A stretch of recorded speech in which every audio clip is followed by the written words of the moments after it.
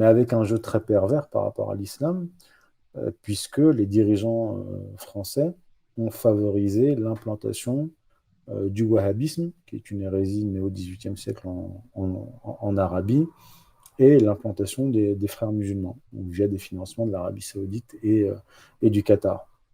Donc on a des pompiers pyromanes qui ont importé, laissé s'importer en France l'idéologie wahhabite, ce qui leur a permis de diaboliser plus encore l'islam.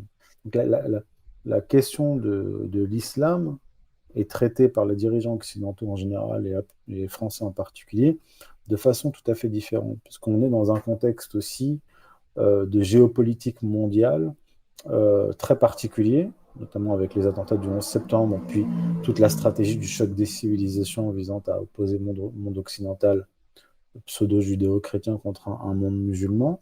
Donc, dans ce contexte-là, on a instrumentalisé des, euh, des tendances hérétiques de l'islam, donc le wahhabisme, des organisations politiques qui instrumentalisent l'islam, à savoir ce qu'on appelle l'islam politique, donc en fait les frères musulmans, Et et, on va y euh, venir. et donc la jeunesse musulmane se retrouve en fait prise en étau entre d'un côté un, un wahhabisme et un frérisme qui est instrumentalisé pour diaboliser l'islam, et de l'autre côté, les forces progressistes républicaines qui veulent qui veulent dissoudre leur religion dans le progressisme, et aujourd'hui même dans le nihilisme. Est-ce qu'on peut rappeler rapidement les valeurs morales et éthiques de l'islam? Bah, c'est une question très vaste.